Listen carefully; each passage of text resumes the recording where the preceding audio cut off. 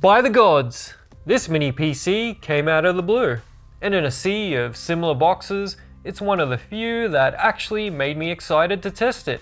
AOOSTAR is back with another mini PC designed by Tianbei, and this time it's the Gods, with a Z, or a Z for our North American friends. The Gods has a dedicated graphics chip, AMD's Radeon RX 6600 LE, a slight variant of the 6600M, with 8GB of VRAM and tops out at 100W TDP. On the CPU side, we have an AMD Ryzen 7435HS, a Zen 3 Plus CPU that we haven't looked at yet. It's an 8-core 16-thread chip with no integrated graphics, a good pairing with a discrete GPU. Unlike the plastic monstrosity that was the Minis Forum HX90, 99G, etc., the Gods has a much better overall design, using metal for a lot of its material and having plenty of mesh for airflow on both sides. Now don't get me wrong, the Gods is no oil painting with a very industrial look to it, but aesthetically and design-wise, I think it's better than the Minis Forum unit in almost every way. The Gods also has other differences like external wireless antennas, and it's much easier to open. Pricing starts at $549 for the bare bones with no RAM or SSD, and goes up from there to $699 for 32GB of RAM and a 1TB SSD combo. The combination is $10 cheaper on Amazon.com. There's not much like it in the price range, as Minis Forum looks to have discontinued the HX series, which featured Radeon 6600M GPUs. AOOSTAR's Gods is a much better gaming option than the Minis with high-end integrated graphics, which also come in at higher prices, unless you really want the smallest. I'm impressed AOOSTAR included such a compact power supply, even if it's overkill, with a power delivery of up to 330 watts. You also get antennas, an Allen key, HDMI cable, and manual. The front has a CMOS reset, USB 3 Type A 5GB port, a separate 3.5mm microphone and headphone jack, along with a 10GB USB-C data port. AOOSTAR includes an Intel Wi-Fi 6E AX210 for wireless and Bluetooth. On the back are 4 USB 3 10GB ports, DisplayPort, HDMI, dual Intel 2.5GB LAN, a 40GB USB-C port that doesn't support DisplayOut, only devices like an eGPU. AOOSTAR sent me the barebones unit, so I'm going to throw in SSD and RAM I have lying around. Opening it is easy. Use the Allen key provided to unscrew the 6 screws. Lift the side panel and then lift the cooling bracket for access to the SSD and RAM. There are 2 M.2 Gen 4 NVMe slots. I'm going to use the one that shares the screw with the M.2 wireless card. Unscrew the card, then gently screw the NVMe drive down on top of the wireless card until it's in place, as you don't want to snap the pigtail cables. The CPU they've plonked inside it supports up to DDR5 4800. The RAM I ordered did not arrive on time, so I've taken 32GB of DDR5 5600 from another mini, which will run at 4800 when it boots up. Okay, that's done. I'll install Windows 11 and do all the testing there. You will get Windows 11 Pro if you go with the pre-build options. Oh, and if you're curious, here's the cooling for the CPU and GPU on the other side of the Gods. I'm going to do a quick test of Ubuntu to see if it works okay. And it does. So now we move on to the benchmarks. There aren't that many gaming minis on the market like this one, and I've reviewed even less. So I'll pad out the charts with some minis that only have integrated graphics. Okay, single core Cinebench shows that the 7435HS in the Gods performs like a 5900HX. The 6900HX has a significant improvement there. In multi-core, it matched the HX90 and 99G, but the UM690 had a better result. And in the limited Geekbench single core dataset, the 7435HS is again behind the 6900HX. There's a smaller difference in Geekbench multi-core. Change it to a short H.264 video encoding workload, and again, it's behind the 6900HX. However, it did better than the other HX gaming minis from Minis Forum. With a longer AV1 test, we see more of the same. So I'm going to conclude the 7435HS in the gods is mostly performing like a 5900HX. AI benchmarks were added recently, so I don't have the data for the other minis. Against the UM690, you can see it trails behind slightly in single and half precision, but the quantized result is where it loses out substantially. Switching to the GPU side, and unsurprisingly, the Radeon 6600 LE easily outperforms the UM690's Radeon 680M graphics by a lot. Onto the 3D Mark graphics test, and in Firestrike, the 6600 LE is a bit behind the 6600M gaming minis, a decrease of 9%. In TimesY, it's a smaller drop of just over 4%, and the Steel Nomad result is missing for the HX series. But you can see the Radeon 6600 LE is plenty faster than the Radeon 890M found in the HX 370 minis, which also unfortunately cost a lot more. Alright, so what does this gaming mini allow you to do that similarly or more expensive integrated graphics minis won't, or can't? Well, normally I test at 1080p low settings for most games, and now you'll see the frame rates at 1080p high. This is all native rendering with no upscaling used like FSR. With Counter-Strike 2, we're getting a better frame rate than all the iGPU minis would at 1080p low. And 1080p high looks a hell of a lot better. The GPU still isn't fully utilized and is bottlenecked by the CPU.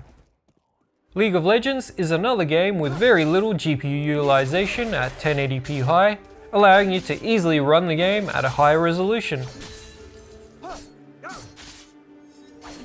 The same can be said for Valorant. 1440p will be fine,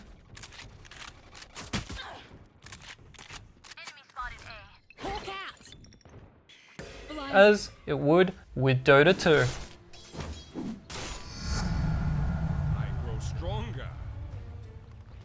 Now let's try some AAA games.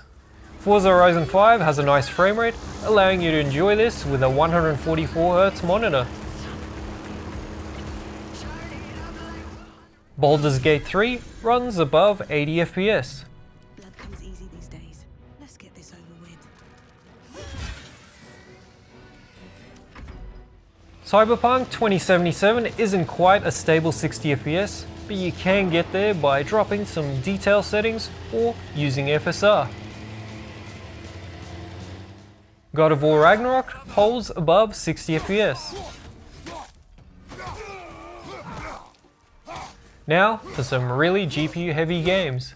Hellblade 2 is so GPU hungry that the 6600 LE can't hit 30 FPS at high detail.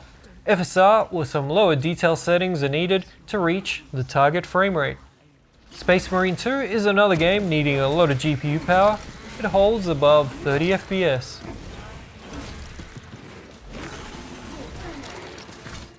When it comes to emulation, with Cemu, Breath of the Wild stays above 60 FPS, so every game will run great. While Killzone 2 on the PS3 emulator manages to hold above 30 FPS. Most games in the PS3 library should run full speed. And if you need even more graphics performance, here it's working fine with my RTX 4070 Super eGPU. AOOSTAR GODZ has no problem with audio latency, and this test is done using LatencyMon with Cinebench running in the background. Another very recently added benchmark is Photoshop and Premiere, so the graph is pretty barren. I've added in the results I do have from the minis with integrated graphics. Photoshop is much more reliant on CPU performance, so it's not surprising the GODZ doesn't do as well as the newer H255 chip. However, Adobe Premiere utilizes the GPU a lot more, and here the GODZ is doing far better than the H255 with Radeon 780M graphics. And yep, that means 4K video editing is possible on the GODZ. Since I'm using my own SSD, the storage benchmark won't be relevant for those buying a pre-build. But something we can do is check the temps when it's pushed hard for an indication of thermals. My Gen 4 Kingston drive stayed below thermal throttling territory, so you should be fine without using a heatsink. Bluetooth range is disappointing considering the GODZ is using external antennas. Other minis struggle as well, but I expected better. Luckily, wireless range is decent. I had no dropouts or latency issues playing any of the esports games at 12 meters or 39 feet from the router using the 5G band. An idle power draw of 25 watts is close to the Minis Forum HX Minis tested, just slightly higher. Maximum power draw on the other hand is down a bit over the Minis Forum HX series and topped out at just 207 watts from the wall. CPU temp was fine, maxing out at just 83C, one of the best results. And the GPU temp was even cooler, only hitting a hotspot temperature of 77C. Fan noise is on the high side under load, close to the ASUS ROG NUC. I think the default fan curve is too aggressive, as there's still headroom for the CPU and GPU to hit high temps without thermal throttling.